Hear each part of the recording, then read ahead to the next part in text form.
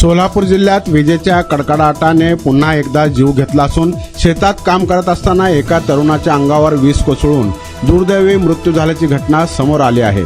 या घटनेमुळे परिसरात हळहळ व्यक्त होत आहे। ही घटना मोहोळ तालुक्यातील आढेगाव येथे घडली। मृत तरुणाचे नाव विजय राजाराम डोंगरे वय 38 असे आहे।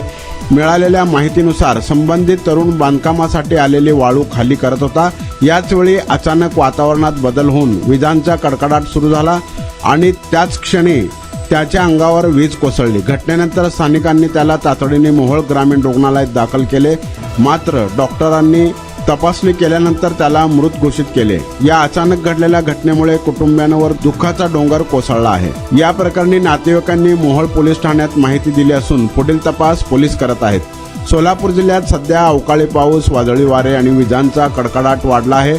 अशा परिस्थितीत शेतात किंवा मोकळ्या जागेत काम करताना विशेष काळजी घेण्याचे आवाहन प्रशासनाकडून करण्यात येत आहे। विजेच्या कडकडाटामुळे होणाऱ्या अपघातांचे प्रमाण वाढत असल्याने नागरिकांनी हवामानातील बदल लक्षात घेऊन सावधगिरी बाळगणे अत्यंत गरजेचे आहे। एका क्षणात घडलेल्या या दुर्घटनेने पुन्हा एकदा निसर्गाच्या रौद्र रूपाची जाणीव करून दिली आहे।